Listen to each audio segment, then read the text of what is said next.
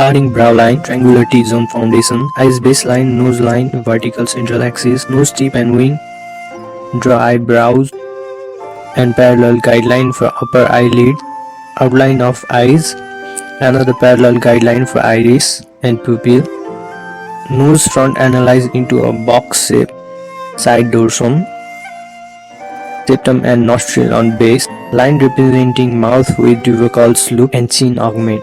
Connect iris corners to the mouth corners. Draw vermilion corners, philtrum, accent nose line to define ear and its elements, adding the volume of hair. It is a 3/4 view of a head. It is important to spend good lot time to sketch the face. Now adding the protrusion of a neck and the limbs, add ear helix and her hair bun, then the hairpin or gown, also called kwamano in Japanese. Now a bead rendering of eyelashes and other features to leave traces for further steps.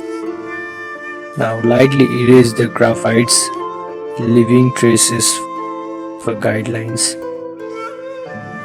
I start with a lighter color and add layer by layer, starting with a yellow and then orange, green, etc. and move towards darker color layers so that it will be easier to keep the track of order of colors. If you have reached until this far of the video, I would like to thank you for bearing the poor quality of my video and sorry. Hope to present better qualities in coming days. Hope you will stay tuned until then.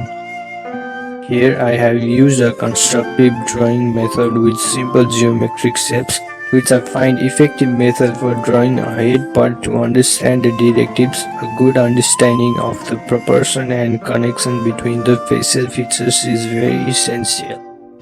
Please excuse my English accent if you find it uncomfortable, as English is not my first language and I am not used to it very much. You can also check out this video in other languages like Nepali and Hindi.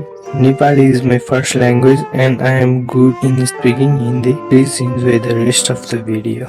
Thank you.